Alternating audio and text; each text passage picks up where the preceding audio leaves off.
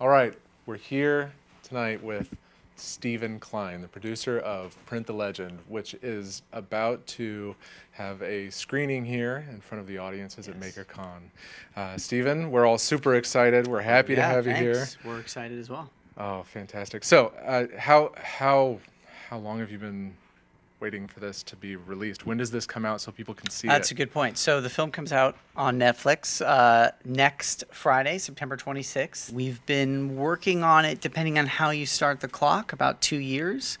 It was just a little, almost exactly 2 years ago, a little bit under, that we started the kind of research filming where we knew we wanted to make a documentary in the world of startups and new technology and somewhere where it would feel like the next big thing, the next Macintosh moment would come. And for the few people who are unfamiliar of this title, a lot of us know and have been following along and have been eagerly anticipating the release. Good. But if you could give just a super short description of what Print the Legend is. Yes. So on the surface, I think you'll hear about Print the Legend. It's coming out as a Netflix original documentary, and a lot of the press is going to be about it being a 3D printing documentary, which is true. It covers a lot about, or really takes place in the world of 3D printing. But we think really underneath that, it's really a documentary exploring the American dream, what it takes to succeed in 21st century America and really the world, but using the archetype of the American dream story. And a core inspiration for that was Walter Isaacson's Steve Jobs book. We felt like the archetype of Steve Jobs, the character of Jobs as presented in that book, was a kind of new and interesting American dream character that was really casting a long shadow on the way entrepreneurs and people trying to create things in the world today operate and think. And so we wanted to find the kind of next Steve Jobs, or the area of the next feeling of that Macintosh moment, and follow that course. And 3D printing felt like the world in which that next big thing would come the fastest. So did you set out focusing on 3D printing, or is that where you landed after exploring, or how did that? Yeah, that's where we landed. So there's a big team, and in a little interview, can't give credit to everybody by name, but I'm going to try. So we had a guy named Chad Troutwine, who has a couple partners, Dan and Rafi, who came to us with the idea of this sort of Apple exploration, something about Apple and Steve Jobs and the culture. And they brought on some other producers called Audex Films, Walter and Andrew.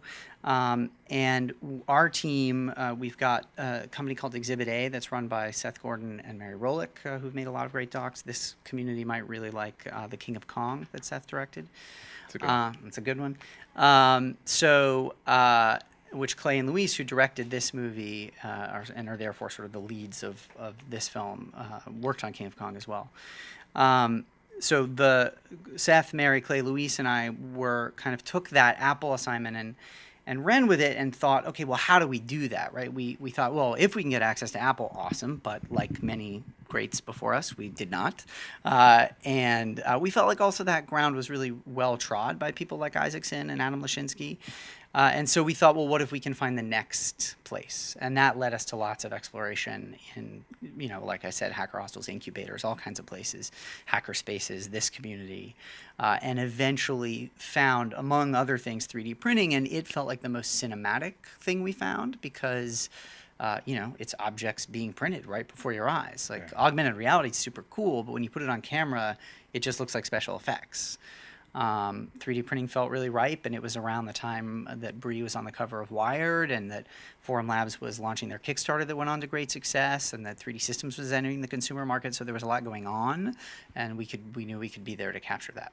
That's great. So I understand there have been a few preview screenings already. What kind of responses have you gotten from people in the community who've seen it? It's been very good. So fortunately, thank you for that. So the film has evolved. Documentaries, especially our team likes to make them in sort of what are called verite docs, where we just enter the world. We don't really know what the movie's going to be about or going to be when we start. We don't know what's going to happen, and we just try to be in a contained world in an open and listening way, and kind of find the story and then chase it.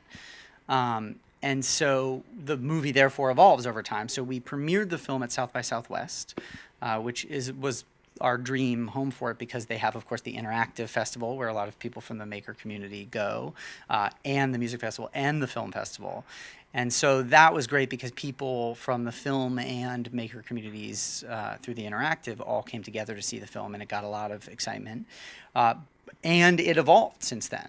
But makers, all kinds of people have had all kinds of reaction. We hope that a movie that tries to ask kind of tough and important questions of the people in it and of the world in which it lives will make everybody a little bit happy and everybody a little bit uncomfortable, because I think it asks real questions about what it takes to succeed, what we ask of our leaders, what sacrifices we call on each other to make when we're trying to build companies and the future of our society and technology.